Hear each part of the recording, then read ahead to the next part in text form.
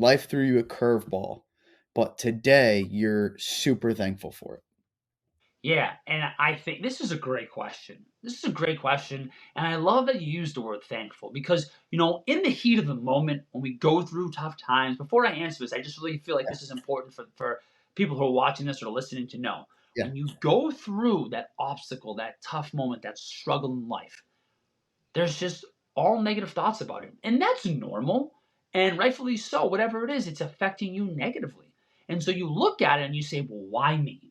Why am I going through this? What did I deserve to go through this? Why did it have to be me? I'm always Mm. going through things. You don't see the positives. But I just feel like struggles in life we should be grateful for because they help us to become stronger for life. They help us to level our life up, to get to the next level. They help us to grow, right? In order to grow, in order to become stronger for life, in order to level up, you got to go through tough times.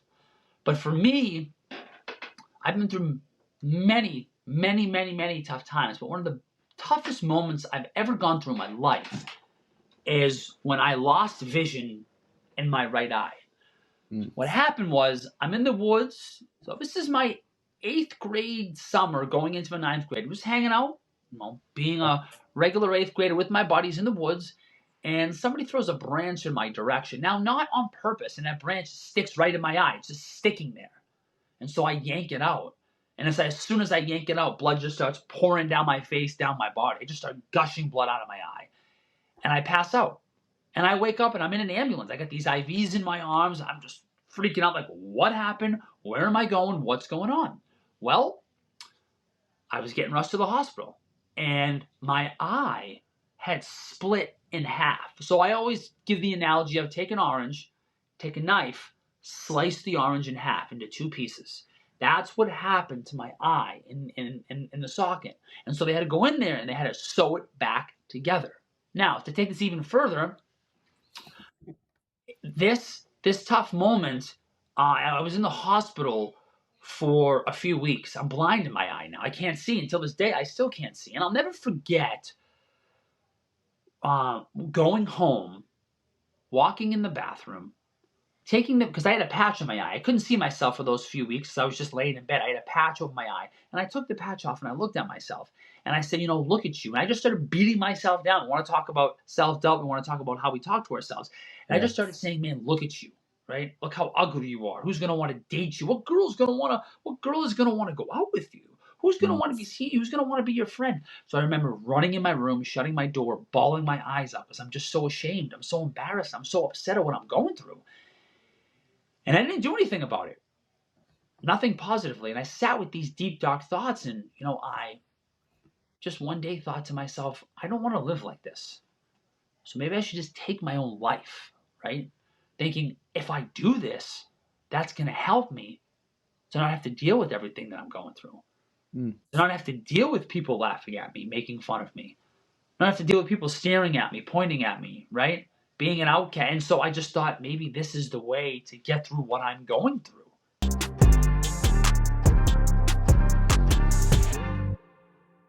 So today we have Eric Daddario on the podcast. Super grateful to have you on the podcast today. You are honestly just a ball of energy. You radiate energy, that's for sure. All the presentations I'm watching you give, and even having conversations with you, you could really feel that energy from you. So, if you were to walk me through a day in the life of Eric Daddario, what would that look like today?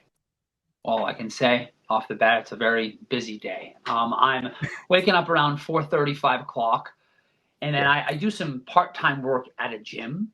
So I wake up 4:30, 5 o'clock, get to the gym around 5:30, train about 2 or 3 clients in the morning, and then I am home by 9 o'clock. And then by 9 o'clock, it's off to the races, and it's nonstop doing stuff for my business and helping the youth, empower them to ask for help and struggling with mental health.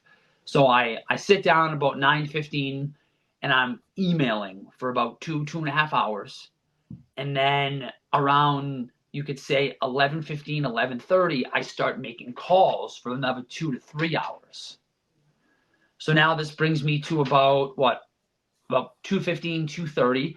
And then I'll take maybe like an hour break for myself, right? Because that's a lot of sitting, calling, Well, actually, I try to get up sometimes and walk around when I'm calling, but emailing is sitting a lot. So I try to move my body for an hour, whether it's go for a run, whether it's work out, whether it's maybe go play some pickleball, play some tennis, play some basketball, just get my body moving for an hour and just to kind of get my head cleared, and then it's back to it. I'll go back home, and I'll start going on LinkedIn, writing messages, reposting stuff, and then I'll post on social media, whether it's TikTok, whether it's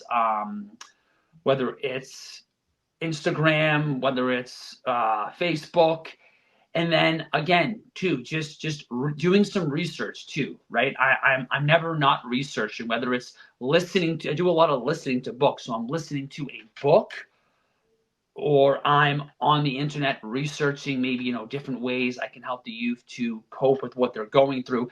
And then I like to just end my day with some sort of relaxation, whether it's meditation, whether it's go outside and walk, to kind of wind down to get myself ready to go to bed. So you mentioned a couple times in there the youth and Yes. really trying to support that population. And I know that everything that I looked at, like you are super passionate about giving the youth the tools necessary to really not only overcome adversity, overcome failure, but to find success at the end of the day. Yeah. Why why are you so passionate about the youth population as a whole? That's a great question. And you're right. I've devoted my life. I devote my life to helping the youth get through difficult moments, but as you just said, also be able to succeed at goals and get through, tough times they may face. And that is just because, growing up, I had a younger brother who phenomenal soccer player, phenomenal athlete, good student. And he really started struggling with social anxiety and going through some other things. And, it really started to take his life over. He started making unhealthy decisions, which led him down a road to start, becoming addicted to substances. And he eventually passed away. And so I will never forget. I will never forget for as long as I live that day, sitting in his hospital room Hmm. and just seeing him on that hospital bed because he's in a coma. He had overdosed, and just seeing his chest go up and down. And I will never forget the feeling of just sitting there and saying, "There's nothing I can do." I would do anything I could to help him, to revive him, to give him another shot at life.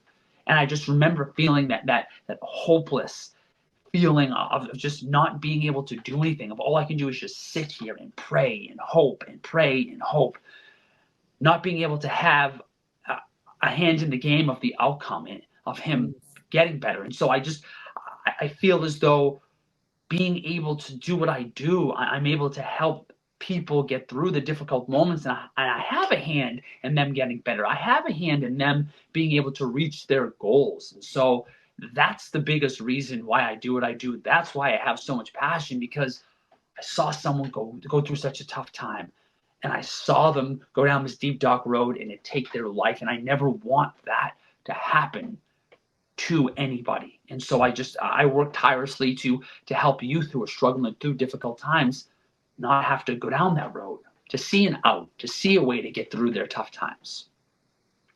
I think that one, I appreciate you sharing that story because I know it is not an easy story to share, but there is so many people that are going to find extreme amount of value because of the relatability to it, right? Yeah, And knowing that in the seat that they may be in, they can also find their way out, right? yeah, yeah, So, with that being said, you're speaking to a lot of athletes, students in masses and small groups.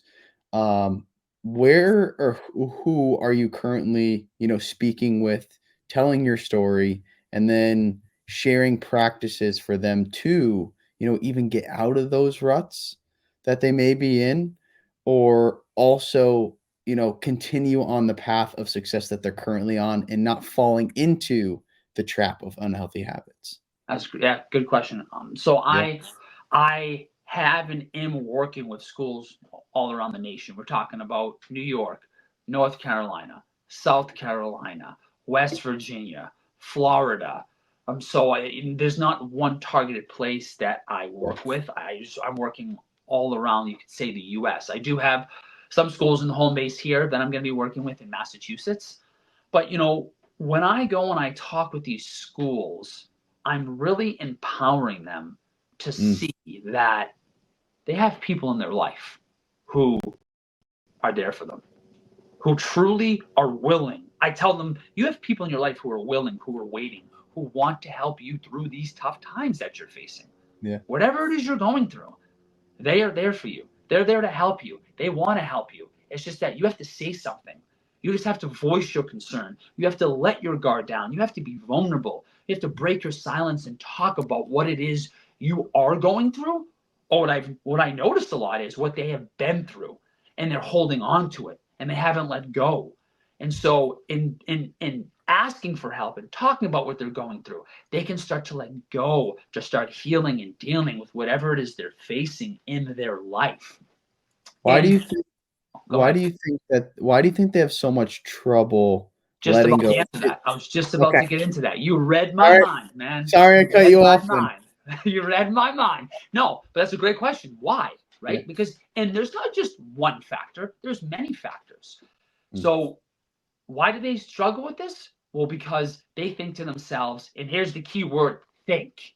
All right. And after I explain this, I'm going to go into really quickly how you can reverse this. awesome. So they think, if I approach this person, or if I approach somebody, they're going to yell at me. If I approach this person, I'm going to get in trouble. If I approach this person, they're going to judge me. If I approach this person, they're going to turn their back on me. They're not going to help me.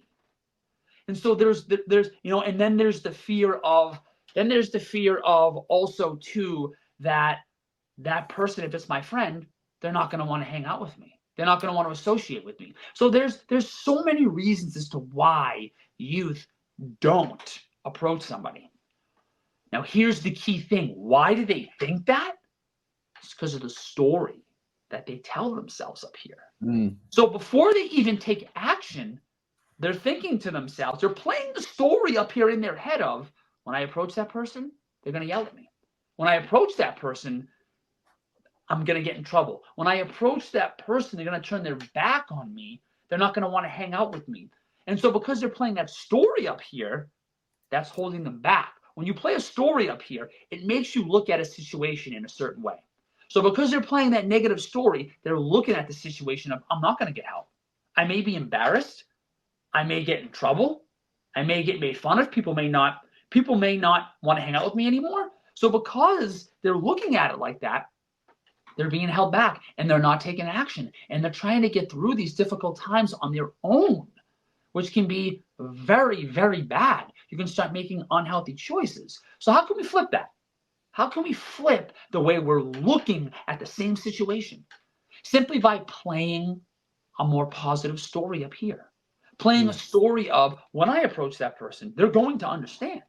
When I approach that person, they're going to help me. When I approach that person, they're going to want to do what they can to see me get through this. And so, because I play a different story up here, I look at the situation at a different angle. I see it differently. And it's going to help me. It's going to get me to actually take action more so as if I looked at it in a certain way. Like, I firmly believe that that is so crucial in our life, not just when you're going through difficult moments, when you're trying to get help, but just in life in general. The way we look at things, the story we tell ourselves up here, Totally. the story we tell ourselves, right? I mean, you want to talk about sports. Okay, so let's say, for example, I played hockey real quick. Right, it's the end of the game. I got a penalty shot, or I'm going into a breakaway. If I envision myself scoring that goal, or if you play basketball, envision yourself making that shot, having a positive thought process, or playing a positive story, I believe that you're going to be there's more of a chance that you're going to hit that shot, you're going to score that goal.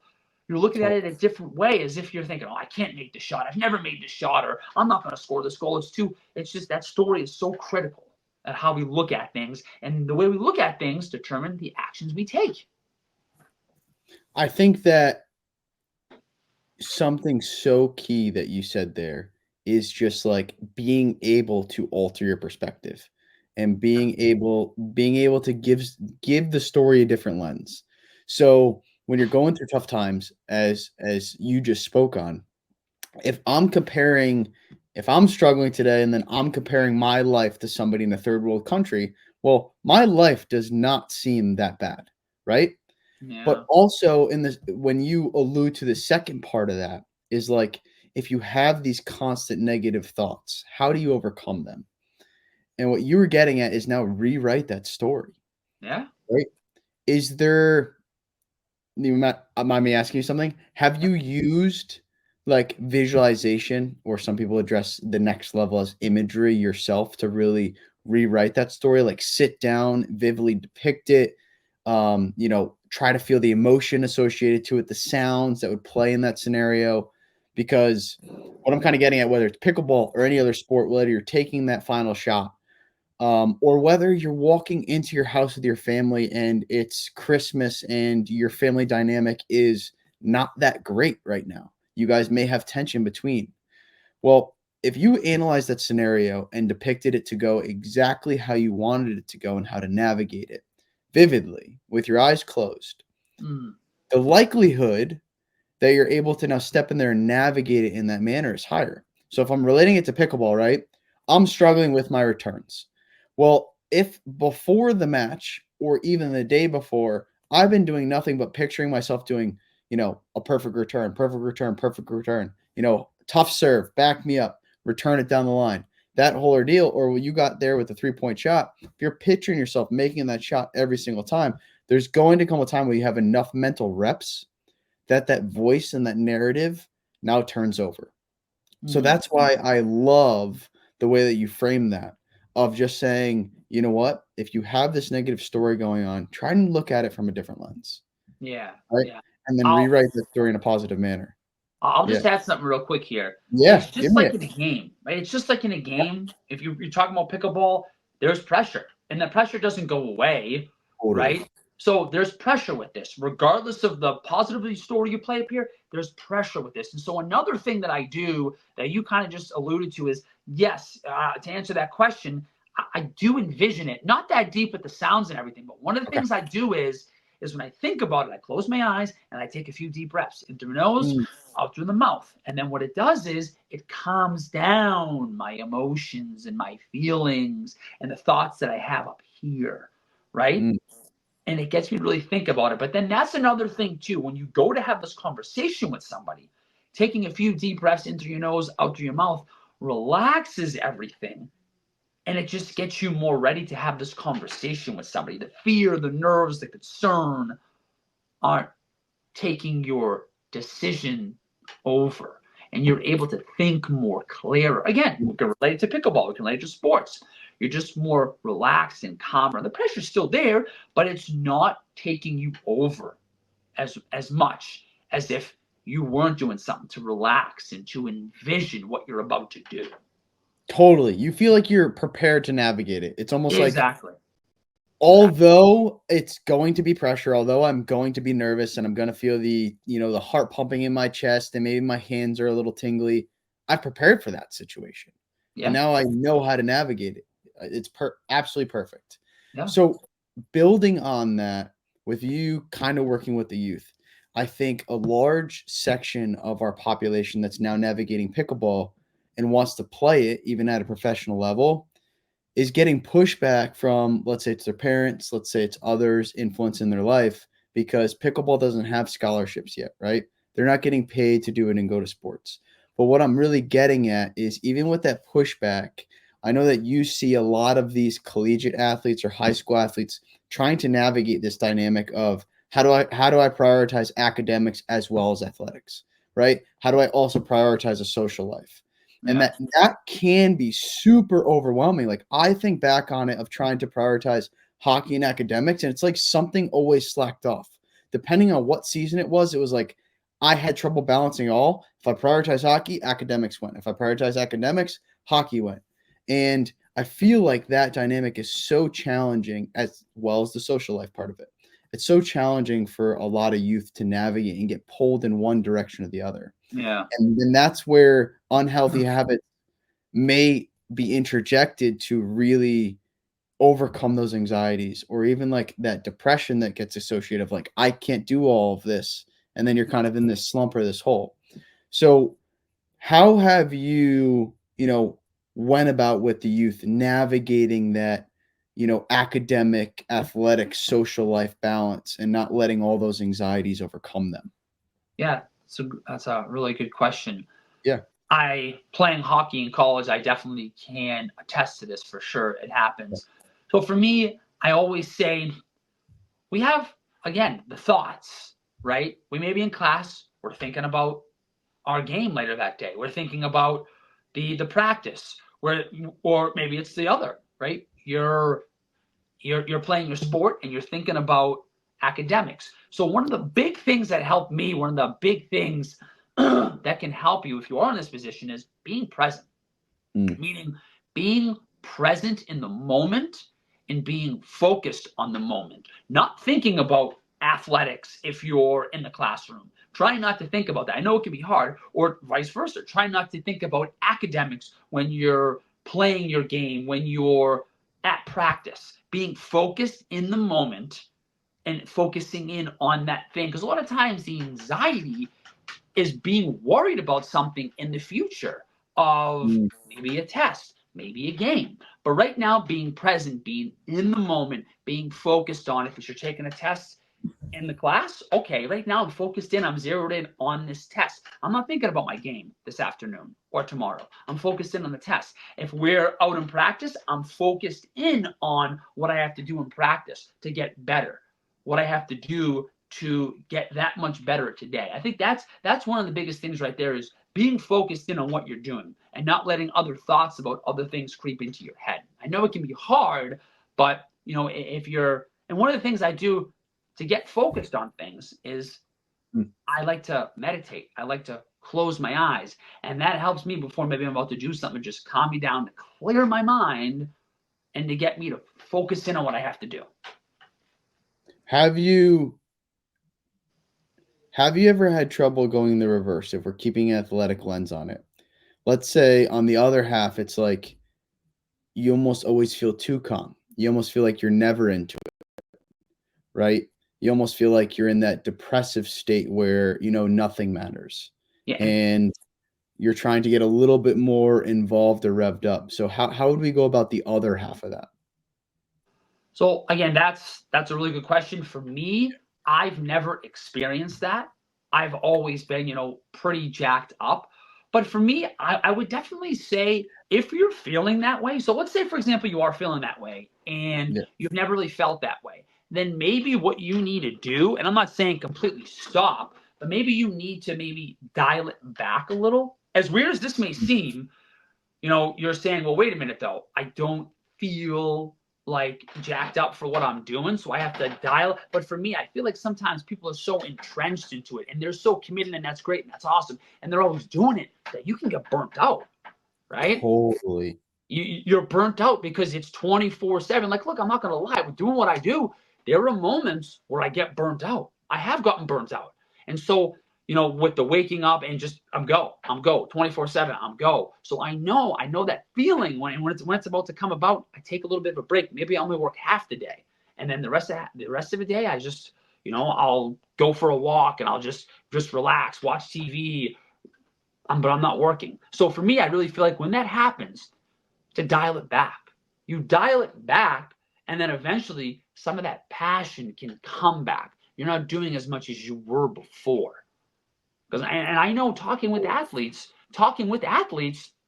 they've said that. You're just like, and you can especially see this within a rigorous season. The off season, okay, you're working on your sport. Let's stick with hockey because I played hockey.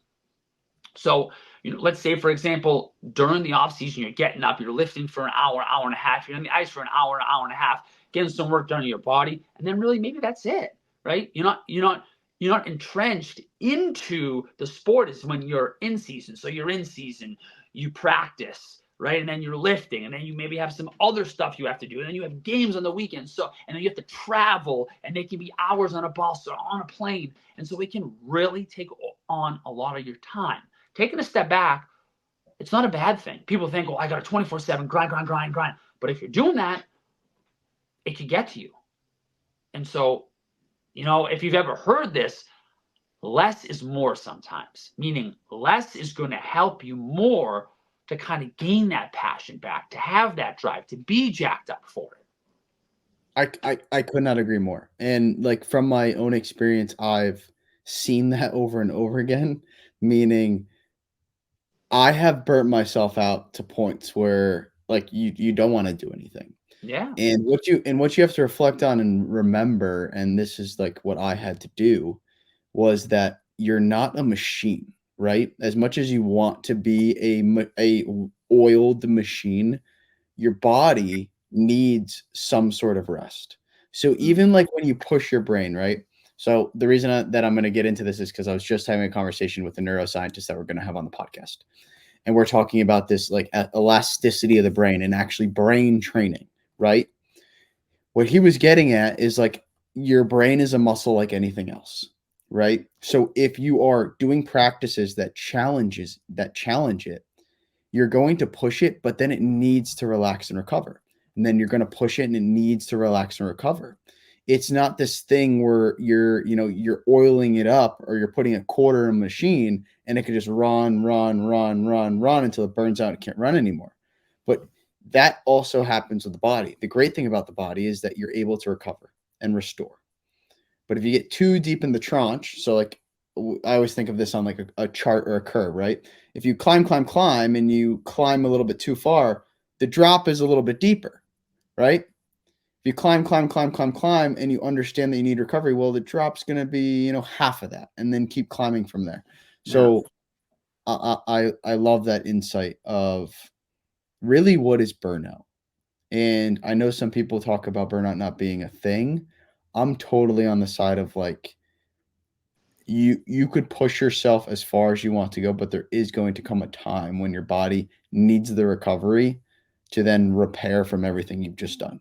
You know, So even it's really interesting as you're talking about that. I'm thinking to myself, and I think people have the wrong misconception. yeah. Talk about, and I'm going to relate this to basketball because I've just been watching on Netflix. It's called Starting Five, where they Mm, follow around five superstars in basketball in the season, and I'm thinking to myself like, wow, there was at least two or three of them out of the five, and these are superstars. Talking about LeBron, Anthony Edwards, Jason Tatum. Hey, them mm. Celtics, by the way, champions this year. Love it. But yeah, and then it was Sabonis and one other person, and three of them pack their video game system on the road because they love to play. So Okay. that's them right there getting away. That's them right there, right? As we talked about, just like getting away and not grind. When they're playing Yeah. the video games, they're loving it, right? They're loving it. So it's just kind of like even these superstar athletes, they need time away, Yeah. even in the season, right? In the season. So that really opened my eyes. It was interesting because I always had the attitude of, oh, when you're like a professional athlete, it's just go, go, go, go, go, go. And you never, nah, man, these people there, it showed them on the road, just hanging out, playing cards, playing dominoes, playing video games. They get away too. These superstar athletes, you need time away. Yeah, that element of human connection too that you just brought up is so overlooked because when you have like having this conversation with you right now, right? Fills my cup, gives me energy to step out of here and want to keep tackling things. Yeah.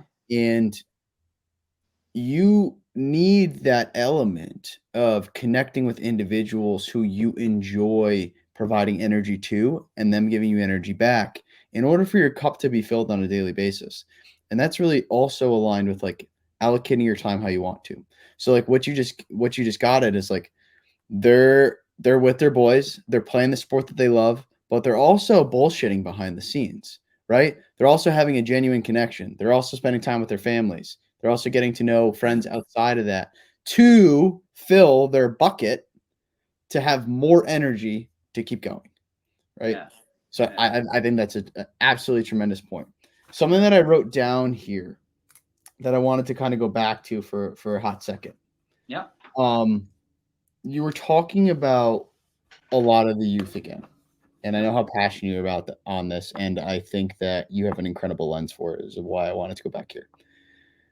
Do you find that most case scenarios of why they aren't, taking a step forward, or even in the direction of what people might say is healthy, is it all based off of fear? Some alignment of fear? Is that the consistent response that you're getting, or is there something else that holds them back from really taking that first step? There may be other reasons, but Mm, yes, yes. Fear of, as I said, what are people going to think about me? mm, Fear of what are they going to say? Fear of how are people going to look at me now? Are my friends going to look at me differently? Yes, it is 100% fear. Because think about it for a sec.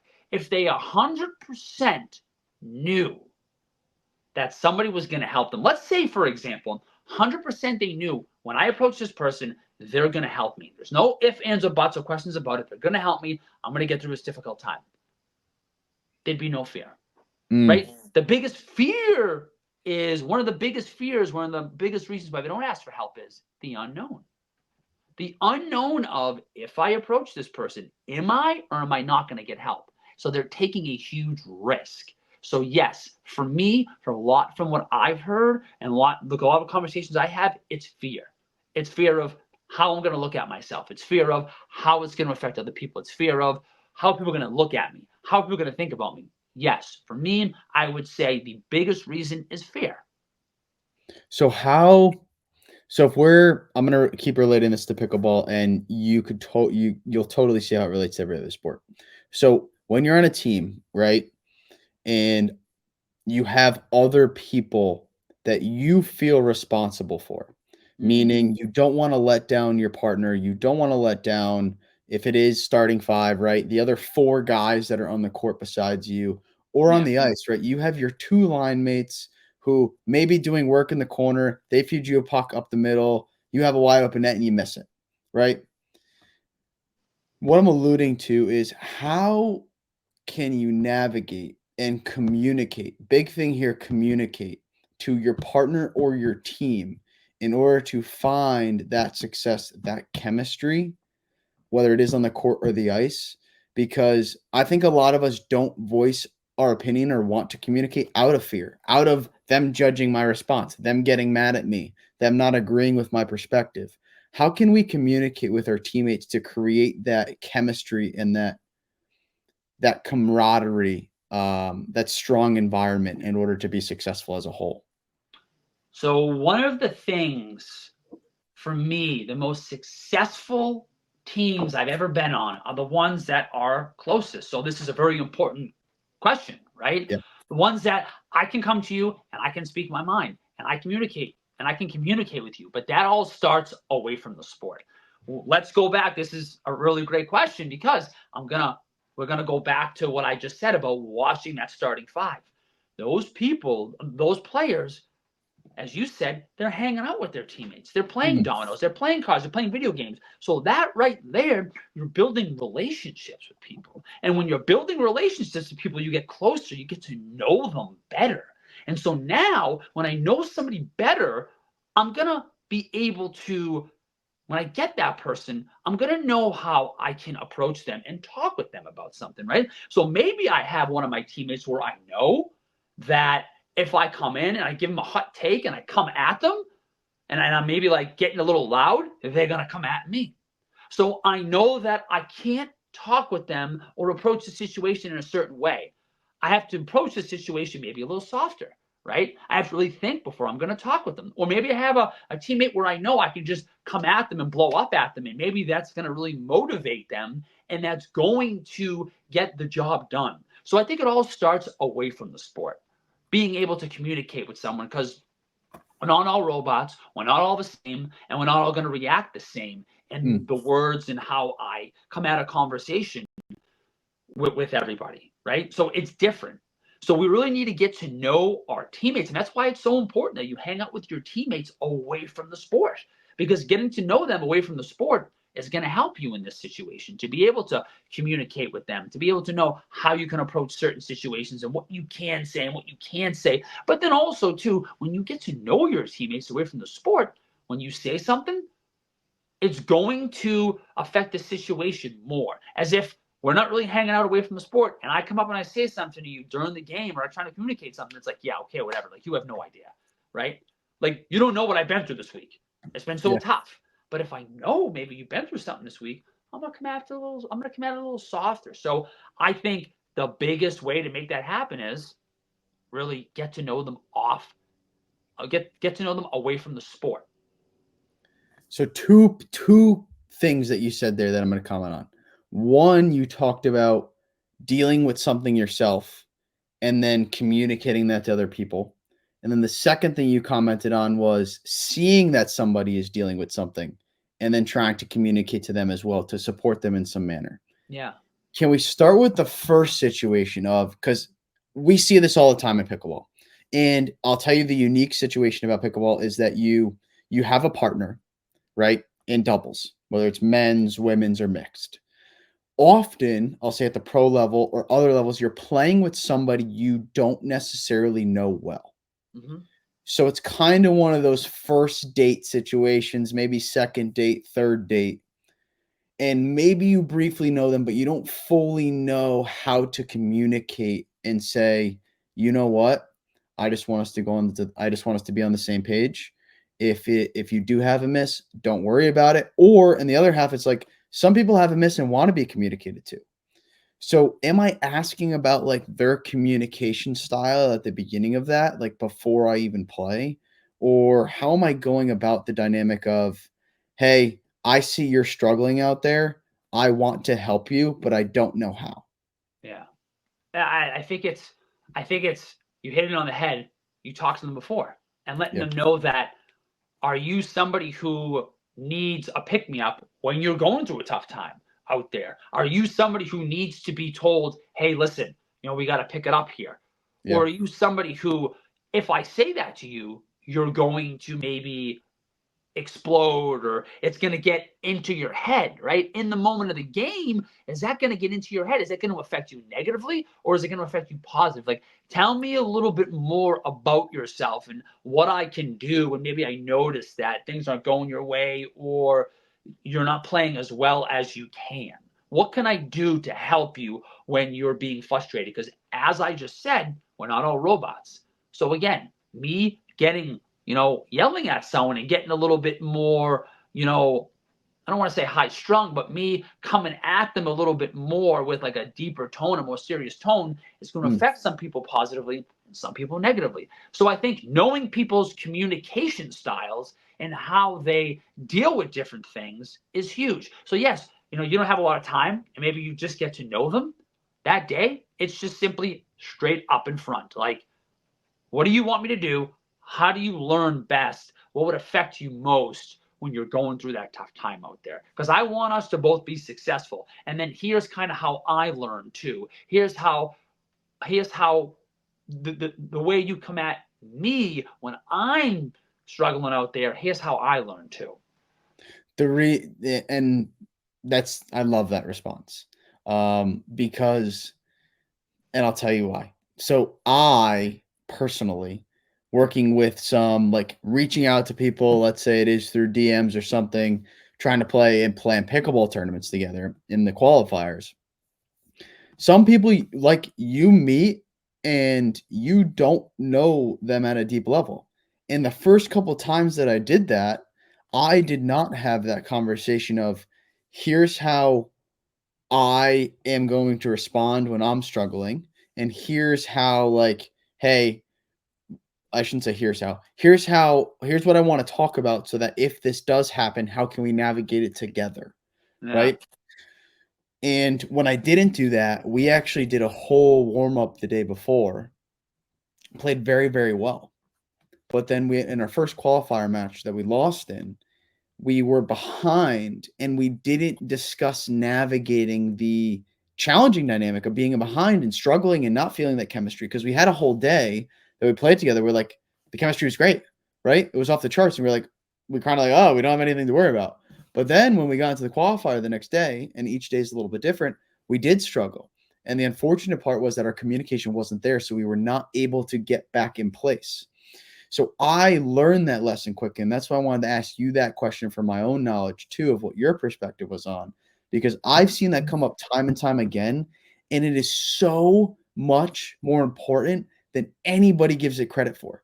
Like you can be down in pickleball, right? You play game to 11, it's usually best of 3. In pickleball, you can be down 5-0, but if you and your partner have the right communication on how to navigate it and know each other, that game could flip around like this. Yeah. Like that's one of the best things about pickleball is that game, any game, you could be down 10-0 in the first game and the game is to 11. You can come back and win that game. Why? Because momentum in pickleball is so big and the games are so short that communicating properly to your partner and just giving them that comfort is so slept on. So slept on. So the second piece of that I wanted to ask you, and because we touched on like how do you support your partner? Yeah. The second piece that I want to touch on is if I am struggling internally, if I'm in my own head, I'm in my own way, I'm having misses, the misses are compounding, the errors are compounding, I call a timeout. How do I now, frustrated, communicate to my partner, like, hey, here's what I need right now? And is that too much to ask? Because I think some people are fearful of being like, it's too much to tell my partner this is what I need. Is that still at the jump before you even play? Or sometimes you can't really predict the holes that you're going to get in. So I'm really what I'm asking is when you're in that hole, when those misses are compounding, when you are now nervous and you feel the pressure coming on your shoulders, how do you communicate to the rest of your team so that you guys can dig yourself out of it together? So just so I get this right, so I'm going through the tough rut in the match, and I want to Yes, you are. communicate with somebody.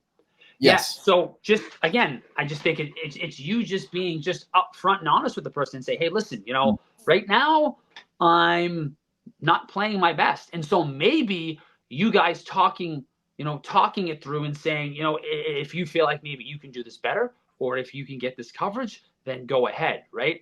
I just feel as though being but again, it's very important, as we said, getting to know that person away from the pickleball, away from your sport, because then I feel comfortable saying that. If I don't know them, maybe I don't feel comfortable saying. Maybe I'm thinking to myself, they're gonna get mad, they're gonna get pissed, so I can't say it. But yeah, I just feel like in situations, just being upfront. It's huge to just be upfront and say, I'm really struggling with this right now out here. What do you think? Do you think maybe, how do you think maybe you'd be able to help me? What do you think you could do? And just talking with them about it. Let's say your partner doesn't give you the response that you're looking for. And in that question, is there something invalid, meaning I shouldn't even try to be looking for a response? I should just be open minded to whatever they come back to me with. Because I think the second half of that is like, ooh, thumbs up. So I think the second half of that is if I do communicate that to them, now how do I react to the way that they respond? Because two halves to that. They might go out there and say like, you just got to pick it up, and you not be expecting that, right? Well, then I would say, well, maybe now. Wait a minute, is this in the heat of a match? Yeah, I'm saying in the middle of the match, you're struggling. Okay. You've already compounded a bunch of errors. So I'm saying really quickly. Well, can you maybe like quickly? What does that mean? Pick it up, right? Because that can mean a lot of things. Like that can mean, hey, listen, get your ass out of your head. Come on, think positively. So what does that mean, right? Because they may say, come on, man, pick it up. And I pick it up. I think I'm picking it up. But what do they mean when they say that, right? Yeah. What does that exactly mean? Because that's a great point. I can think I'm picking it up, but then to them it's like, dude, I said pick it up in the backhand. Like you're not getting your backhands. You haven't been getting your backhands. Pick it up. But it's like, but I've been hustling more. I'm trying, right? Yeah. I'm trying, and I'm not. But I was talking about your backhand. Pick the backhand up, because people in the heat of a match or in the heat of a sport may just say something. They're a little tired up here, right? Talking about thinking and stuff, and they're just like, all right, come on, pick it up. But maybe they're thinking in their head, because they don't always communicate what exactly they're thinking. Pick up the backhand. You got to be better in the backhand. And you're Mm, not that much better in the backhand, but you've been hustling. You think they're talking about I just gotta hustle more. I gotta pick it up. I gotta get to my spots better. And you're doing that, but it's like, dude, you didn't pick it up. Like your backhand wasn't that good. Well, I didn't know that. You didn't tell me that specifically. mm. I think that's spot on. That is absolutely spot on because the recipe's in the details, right? You're right. If you leave it an open statement like that, that communication did nothing. You're still on a level of high miscommunication, right? Yeah. Building off of this though is like now navigating these highs and lows in the game because that's really what I'm getting at. One, how are you communicating to actually navigate the highs and lows with your partner? But how are you navigating them all as well yourself? Because you're going to go through failures out there, you're going to have misses, and then you're going to have peaks where like you feel like you're the best player in the world, right? I think every athlete knows that they have those days where like, oh my god, I could play this at the top of the level, right? I could be the best at the sport. Then you have the days that humble you when you're like, I can't even believe that. If it's golf or if it's hockey, I'll use golf as a reference because a lot of people struggle with that and they get the reference. It's like I shot, let's say it's a 95 yesterday, and then today I shot an 80, which is like 15 strokes less. And you're like, how is there that much difference? Right. So, really, what I'm getting at is how can we navigate those failures or those troughs or those errors as well as the emotional highs throughout the match? Let's say that we're in it. Let's say we're actually in the match.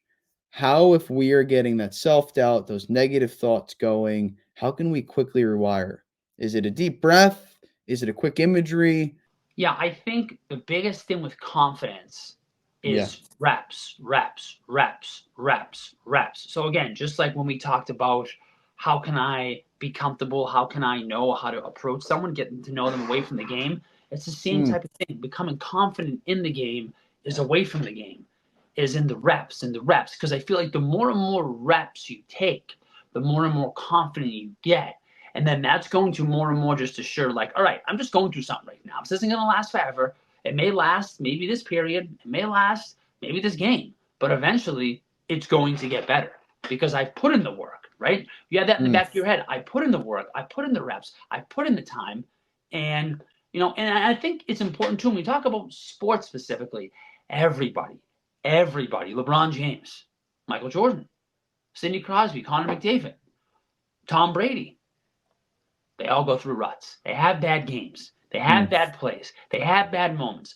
But because they've put in the reps, they have the confidence to keep going. They have the confidence. They know that it's going to get better. So I think that's the biggest thing is when you put in the reps, and it's just when I know we're talking about sports, but just anything in general. Like for me, Yeah, perfect I example. agree. When I first got up there and I spoke, I was confident, but I wasn't very confident. Fast forward years later, I am so much more confident when I get up there because Yes. I've put in the reps. I've done more speaking engagements. I've worked on my presentation more. So I just feel like what you do away from the game is going to give you the confidence in the game when things aren't going your way. Mm. And I think the highlight of there is that they're communicating that to themselves, meaning I've put in the reps. Yeah. Up until this point, I've put in the work. And I think the reason that I'm relating to that is because I overlooked that for a long time, meaning you go out there, you practice every single day, then it gets to game time and you're like, I have all these expectations, I have to go score 3 goals today to carry the team, or I have to do this, I have to do that.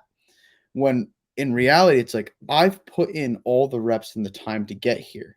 Whatever the outcome is, it ends up being good or bad. But I've put in the reps up to this point. I couldn't have done anything more. And I think that key point, what you just said, is like them at the top level being able to communicate that to themselves that they put that in play is massive. Um, so moving on to kind of a little bit of you here, getting into more like why you're doing what you're doing in general. Mm. Um, what is one failure or even obstacle that you didn't really expect in life? Life threw you a curveball, but today you're super thankful for it. Yeah, and I think this is a great question. This is a great question, and I love that you used the word thankful because, in the heat of the moment when we go through tough times, before I answer this, I just really feel like Yeah. this is important for people who are watching this or listening to know. When Yeah. you go through that obstacle, that tough moment, that struggle in life, there's just all negative thoughts about it. And that's normal. And rightfully so. Whatever it is, it's affecting you negatively. And so you look at it and you say, well, why me? Why am I going through this? What did I deserve to go through this? Why did it have to be me? I'm always Mm. going through things. You don't see the positives. But I just feel like struggles in life we should be grateful for because they help us to become stronger for life. They help us to level our life up, to get to the next level. They help us to grow, right? In order to grow, in order to become stronger for life, in order to level up, you got to go through tough times.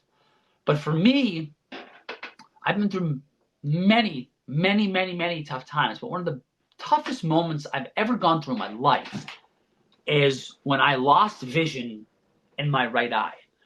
Mm. What happened was I'm in the woods. So this is my eighth grade summer going into the ninth grade. I was hanging out, being a regular eighth grader with my buddies in the woods, and somebody throws a branch in my direction. Now, not on purpose, and that branch sticks right in my eye. It's just sticking there.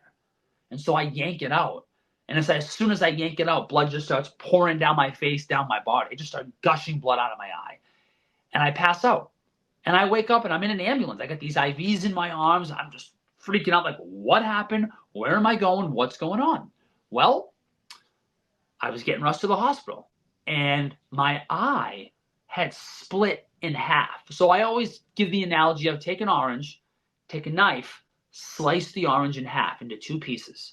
That's what happened to my eye in the socket. And so they had to go in there and they had to sew it back together.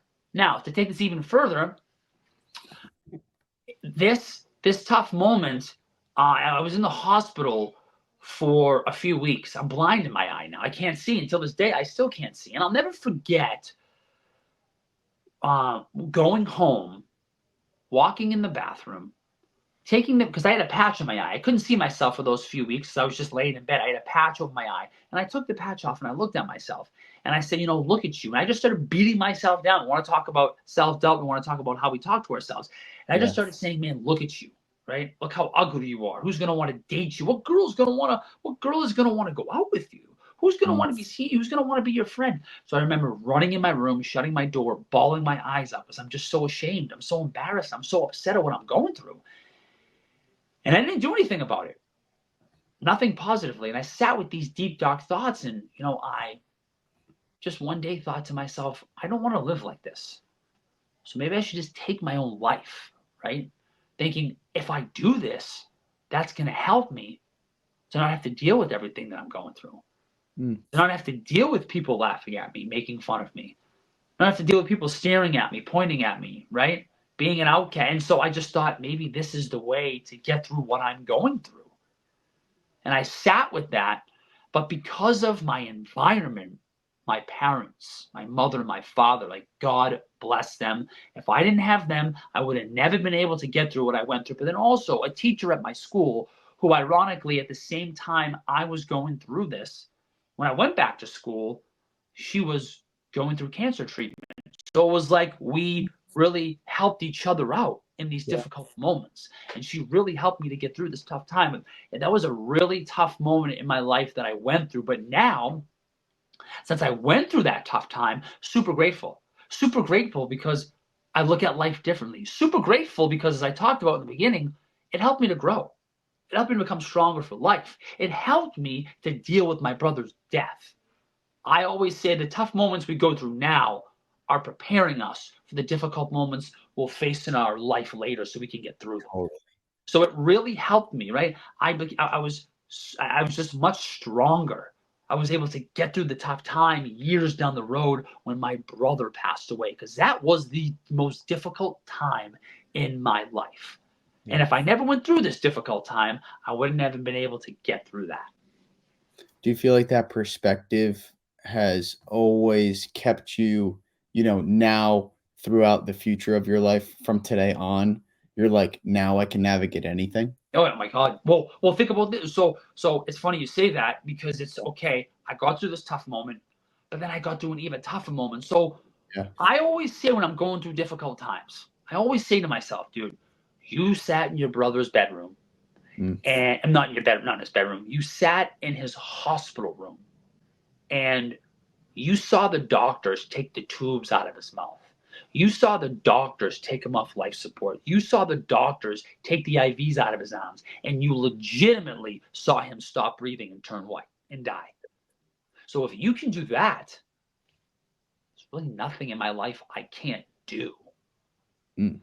So right? I And I want to say this really quickly here. yeah, If you have any questions about that, this I firmly believe we have platforms and podcasts to help people. yeah. So ask me anything about anything because it's going to maybe help somebody right now. So don't hold back. Don't feel like you have to hold back. I appreciate you voicing that because I think that there's a rare population that is not only willing to do that on Mm, one end, but has also navigated it with so much grace the way that you have to still have such a positive outlook on life. And I think that was my question that I was leading into is you could have chose to been a victim, right? In this situation, meaning why did all these things happen to me? Why was I given this plate on life? But you decided not to go that route. So you commented on your parents being a major key in that. yeah. How did that environment as a whole really support you so well to navigate such a tough time in life?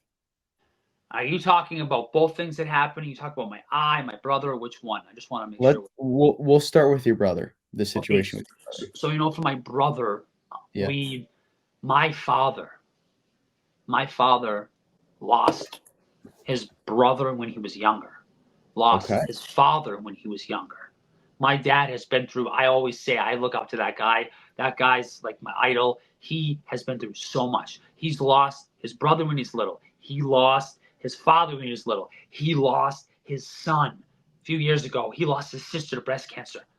It's like the guy's been through so much loss, but he's still here for us. And so just seeing him navigate through the tough time, seeing him I remember him. It's funny. We were talking about something yesterday, the other day, because someone was really going through a tough time right now, and Yeah. they're a husband, they have kids, and he said to me, Eric, when everything happened with your brother, my thought process was, it's horrible this is happening, but I have a family. I still have another family. I can't neglect them. I have three other sons. I have a wife, right? And so just being able to see how he moved, being able to see what he did, like being there for us. When this happened with my brother, depressed. I was depressed because I brought him into the friend group. And all of our friends started making horrible choices, and he went down that road. So I blamed myself. And so my dad was just there for us, checking up on us, right? Just making sure that we were all doing okay. Mm. Having a person like that in these tough times made you feel better, made you feel like this is going to be okay, made you feel like this family's going to get through this because we have this guy who's helping us in this tough time. We have this guy who's looking out for us. And almost essentially, we have somebody in this family that's been through loss, that's lost people and knows what it feels like. So he was able to navigate that. Have you ever asked your father how he was able to navigate all of that? Because I think he was also in the position to have such a negative outlook on, the many curveballs that life has thrown him. Have you ever Yes. asked your father? Yeah. And he's just like, what are you going to do? Mm. Right. I mean, I have this. It's funny. This is basically what he said. I have this. My screensaver on my phone is, how you react to what happened is up to you. So, meaning it's a negative situation. If you act negatively, if I just started drinking, how's that going to affect me? Is it going to change the situation? No. Shitty situation? Yes. But how you react to things that happen don't only affect you, but in his situation, affect his family. So if he lost his son to a heroin overdose and he starts Mm. going out to bars and drinking, well, that's going to have a rocky relationship on his wife. That's going to have, that's going to distance himself from his kids. So if he was basically just like, how I react to things, what I do, it's going to not only affect me, but it's going to affect you. It's going to affect your mother. It's going to affect your other brothers. So he realized, thought ahead of how his actions aren't just affecting us, but affecting, my mother, affecting other people in his life. And so saw that I have to deal with this in a positive way. Now, not to say he didn't mourn, he didn't grieve, but he just saw how his actions didn't just affect him, but others around him. And that if he was doing this, then maybe his son or his sons, or maybe his wife was like, well, he's drinking. Shit, I'm going to start drinking a ton too. Or I'm going to start doing this. I'm going to start doing what he's doing. I'm going to start shutting myself off because he's shutting himself off. We maybe would have followed him. So he was able to think ahead and see how his actions were going to affect others, not just him. There was something key that you said in there that I think is important for anybody that is dealing with a tough time to reiterate. And it is when you're going through a tough situation, you have one or two choices, right? You either let it consume you or you try and navigate it. And something that somebody gave me that I use today, and I pretty much use anytime that I'm also struggling. And this is almost exactly what you said, just in different words, is if I'm accepting and digesting the negative emotions that I'm going through, because I also think that's important. Like, I don't think you should kick the can down the road. Like, No, feel because it, then feel it, you hold brave it. on to it, right? Yeah. I push it to the side, I hold on to it, and then one day someone says something, maybe something happens, and all of a sudden an emotion Oh, you push to the side comes back and it affects you. It's like, where did this come from? Well, you didn't deal with totally. it. Totally. So what I've used after that is, what are you going to do about it? Right? If I'm in that situation, I'm down in the dark, I'm in the dumps. I literally take, if it is 10 seconds, meaning if it's on the pickleball court, I get some negative thoughts going through my head. I take the 10 seconds and then I say, what are you going to do about it? Right? And then you only have one or two choices. You either let it consume you or you decide to take the action and move forward. And that's why I absolutely love the perspective that your father gave, is like, he had one or two choices, and the choice that he made was to move forward, not only for him, but for his family. And I think that there's the second tier to that that is totally overlooked that you got into, is even like, for example, translates straight to being on any sports team. If you're acting that way, the chances that your partner in pickleball, or if it is the rest of your starting five in basketball, are going to start seeing those habits because you're the leader or you're the captain or whatever it is. Guys look up to you and they're going to think that they have to do the same thing. Right. Mm. And unfortunately, that's where an environment does become more toxic. It's when one person does it, then another, and the dominoes fall into place. So the second question that I'd have to ask you is, you told us about being very consumed by so many negative thoughts when you did lose your eye, when you Mm. did go through that situation, especially like self-reflective, right? How did you now navigate that state and decide to go in the one of two directions that we talked about? Well, you could kind of go back to, I guess that really, and over time, I thought about how I did that. And I Mm, wasn't really specifically thinking, but this is kind of the mindset I have now that I think fast on it. yeah. And that is what you just basically talked about. I have two roads I can take. Mm, One road is going to affect me negatively, one road is going to affect me positively. So which road am I going to take, right? But I think, again, reiterating, I had a very supportive environment. I know not everybody has that. Unfortunately, yeah. not everybody has that. But I had a very supportive environment. So I'm thinking these negative thoughts. I'm talking to myself negatively. But I have my mom coming in my room because when I came back from the hospital, I was in my bed for like months. I wasn't really able to. I just had to recover because it was my body was just basically shocked, and I was in my bed for months. My mother was constantly coming upstairs, checking up on me, saying positive things, sitting down, talking with me. My dad, right after work, drops his briefcase, walks right up to my room. How's everything going? I brought you this today. I got you ice cream. I know you love this. So just having a supportive environment was able to help me with those negative thoughts. But then also seeing how, well, I have two directions I can go. There's not an in between. There's either a negative or a positive. But then we talk about sports, right?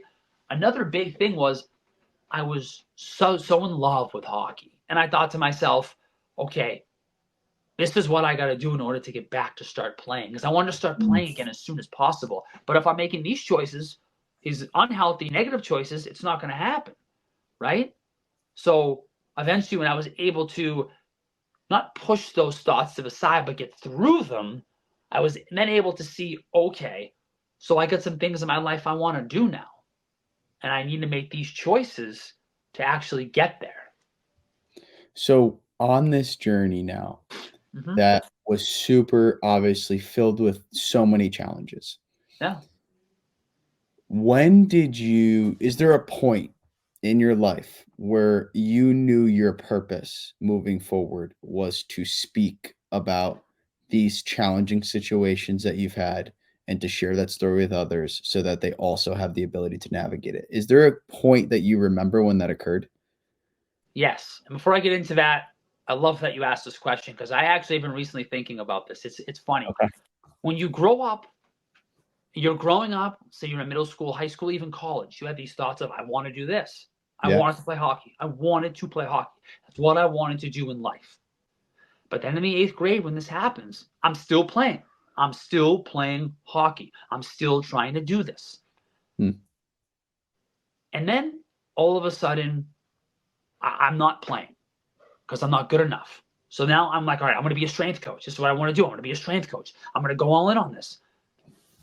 So now I've started off with I want to be a hockey player. I want to be a strength coach, and then I decide to start speaking when this thing in my life happens with my brother.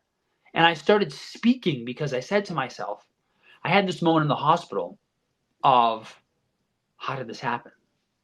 How did his life get to this point? How did he start going down this road? Like, how could this have been stopped? How could he went down a more healthier road?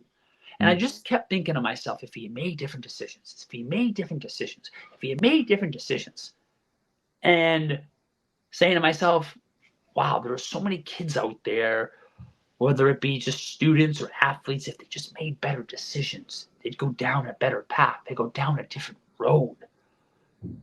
And I said to myself, kids need to hear this. If they just start making different decisions, their lives will be better affected. Their lives will be affected in a more healthier way. I need to do this. And so I just started doing it because I just kept answering that question of healthier decisions.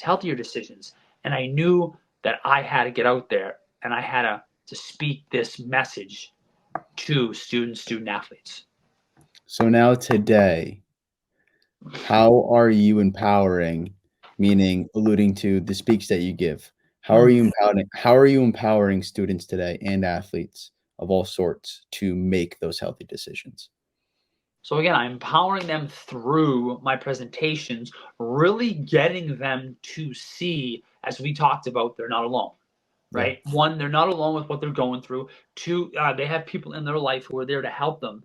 But then also, it's really important that the youth understand they can get through it, Mm. right? They can get through any challenges, tough moments, struggles that they go through in life, that they have the tools, that they just need to maybe think a little more, that they maybe need to take action. That's the big thing I feel. Kids know what to do, youth know what to do. They just need to take action. Because action, to me, is the cure all to everything. A lot of youth will just sit back and I'm going through this tough time and I'm not going to do anything. They know what to do, but they're not taking action because of maybe a fear, a concern they have. And when that fear and concern is maybe, when they're able maybe to see that, well, that's a myth, that's not true, then they take action. So, and I'm basically, I'm able to help these kids make decisions that are going to help their life to get to another level, that are going to help them to become stronger for life, that are going to help them to grow and to just basically at the end of the day see that they have it in them, that Yeah. they don't need to make these unhealthy decisions and go down this negative road, that they can deal with it in a healthy way and that they can get through it. They are strong enough, they are tough enough, they have the courage to get through whatever it is they're facing. They just got to take action. I absolutely I just have such an appreciation for what you're doing because I reflect on when I was in that seat myself. And fortunately, I was in an environment that I had a lot of support. Yeah. But I do know others that did not have that environment and did take more a different route. And thankful are in a good are in a better space today. But if there was more individuals like you who are willing to do this, when I'm thinking about it, 15 years ago, I know there would be a vast majority, a vast population of kids that would be heavily impacted and would totally, not saying that their trajectory would totally change, but it would at least give them the tools to possibly make a decision to do something different. So Yeah. I just respect heavily what you're doing as a I want whole. to really quickly, I just want to go back to something you said because I think it's very important that if you are listening, you're watching, you feel like I don't have anybody. You Yeah. don't have a support system at home, maybe like I did, like you did growing up. I think it's really important to understand that you still have people in your life. Everybody. I feel as though almost everybody in their life has somebody who is there for them, but they're not just there. They don't think that maybe that's the person I should approach, right? So I should approach my mom, my father. Well, maybe they're not. Maybe they don't have that support system at home. Maybe Yeah. it's a sister. Maybe it's a brother, an older sister or brother. It's not your parents. Or maybe your sister, your brother, your mother, your father. Okay, I can't go to them. That's not that support system. Do you have an aunt? Do you have an uncle? If it's not your aunt or uncle, okay. Do you have a friend at school? Do you have a teacher? Do you have a counselor? People have so many people That's around them, resources to help them, but they think I have to approach this person. And because that person's they don't feel like it's going to help you, it's not supportive, I can't approach anybody. Everybody has somebody they can approach, they can talk with. And I think that's a very big message I give these kids when I go into these schools or I talk to these sport teams is that you have people in your life who are going to help you. You've just got to think about that person. You just got to approach them and talk with them. It's not a specific person, it's somebody you feel comfortable with, you can talk with. So, like, that hits me in the chest. And the reason that I talk about that is because I'm a individual who is very in tuned with their emotions. So growing up with sports, I was an emotional kid. But my Yeah. father was opposite. My father was a Okay. very stern guy. Didn't understand why his son was crying all the time. So for me, that was challenging because if I wanted to seek advice from my father at the time, but I felt afraid to do that because he did not understand the way that I was feeling or the communication that I needed at the time. So for example, the reason that I talk about failure all the time and the reason that we really have a narrative around fear of failure is because that's where the journey began for me. I grew this massive fear of failure because my father took the sterner approach, meaning not many good jobs, right? It was a good job if you played absolutely out of your mind, but it was mostly always like, "Hey, here's what we could do next that's better." With me, I needed a different communication style at the time. I needed to be encouraged a little bit more, right? And when the communication styles don't match up, it is very challenging to actually move forward and not get in your own way. So I sought out a best friend. I Yeah. had a friend that gave me more advice at the time that was more of what I needed, and that's what propelled me from there. So the point that I think that is so key, important, and why it resonates with me heavily is because it doesn't always have to be your parents, right? Yeah. It can be a best friend, but the other thing about that I will at least say is, like, if that friend is doing things that you want to do, it is right to take advice from them. If they're Yeah. not doing things that align with you, then no reason you should be taking advice from them, right? Yeah. Okay, so I have my last 2 closing questions for you. Hmm. All right. So the first one is usually the more challenging, but I'll give it to you first. Yeah. It is, what is your greatest fear? I have many. Um, my greatest fear, one of my greatest fears is talking about my parents. I Mm, always want them to be proud of me, right? I always mm, want them to be proud of what I'm doing and how I'm living my life. Because I really, I there's There's not a lot of people in my life that I value their opinion on me, but my parents, like I look up to my dad, I look up to my mom, and so what they think about me and how I'm living, I value that. I do Yeah, for sure. I think we all do, Yeah, right? yeah, I think at the end of the day, even with the story that I just told you about how I grew up with my father, at the end of the day, it was because I just want to make him proud, right? It's yeah, just like at the end of the day, you want to compete in what you do in order to make your greatest mentor, right? The person who brought you yeah. into this world, um, super proud of who you are and who you become. And I think we all operate from there. I think the second piece of that is like, and this is honestly on a longer topic, but you also have to be unique to yourself. And I just want to give a short reminder to that. And what I mean by that is just because your parents are doing it doesn't mean you have to. So I know Yeah, the 9 to 5 is an example, short example is like just because they're running a 9 to 5, if you don't love a 9 to 5, find something else that you love allocating your time to. yeah. And Right. it's funny that I'll touch on that for a sec. That Yeah. resonates with me, and Mm, I think that when I say what I just said, really like just them being proud of how I'm living my life and what I'm doing. Because when I first started speaking, my mother and father were like, "Yeah, I don't know if you should do that. You should probably go work for somebody, right?" And so yeah. they weren't on board. They weren't Yeah. on board. And my dad's. It's funny. My dad has the thought process of you don't have to love what you do as long as you're Yeah. making great money. And I think that that's an old school back in the day Totally. process, right? I don't. I feel like that's like I'd rather be making $50,000 and love what I do than be making like 250 and hate what I do. I And that's completely agree. that's just me. So not to say that we always see eye to eye. We don't, but we talk it out. We Mm. talk it out, right? And so he's supportive of what I do. So emphasis on so much that we talked about today and why I wanted to harp on communication because I believe it's just so important and overlooked is what you just talked about. Is regardless of you have differing opinions, you both are able to have a conversation about it and communicate about it and Mm, then find a path forward that you are both proud of, right? mm, And I think that's important not only with your parents, but your best friends, right? Your siblings, whoever it is. I think that it is so important to emphasize that it's honestly becomes a skill to work on the skill of communicating. yeah, Not only how you're feeling, but also seeing how other people are feeling and then communicating to them that you have an environment to speak in. yeah. Uh, so the very last question for you.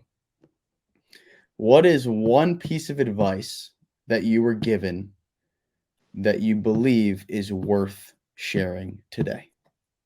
I'll reiterate something I said. I think Yeah. I maybe mentioned this numerous times. You can get through anything.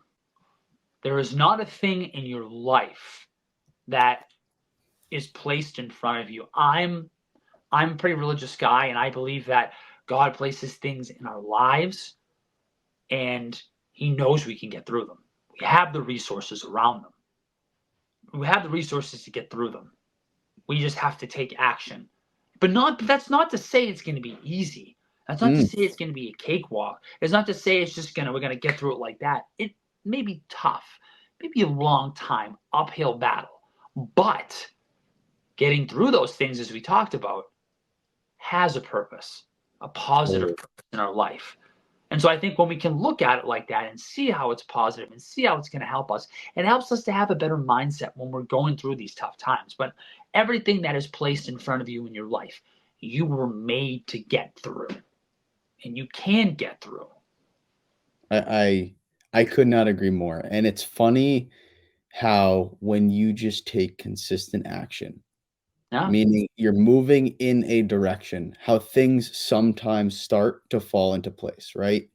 You have a conversation with somebody that opens a door for you. And it's like now you have so much leverage that you didn't feel like you had before, and you have new opportunities you didn't feel like you had before. And I'm gonna say this again and to close with this, but people are gonna get tired of it, but I'm gonna say it anyways. We talk about this hallway of life. I don't know if you ever watched the show on Apple TV, Dark Matter, I but haven't. The show dark matter is basically it's a box that's in quote unquote superposition, which just allows you to really explore different universes. Now, if you dumb that down, all it's saying is that there's opportunities behind all of these doors, right? However, if you never open a door, you don't know the opportunity on the other side. And that's where this pulls into the fear that you talked about before is like, if you just open the door and take a little bit of action and walk in a direction, you're going to figure out if it's the right direction or not.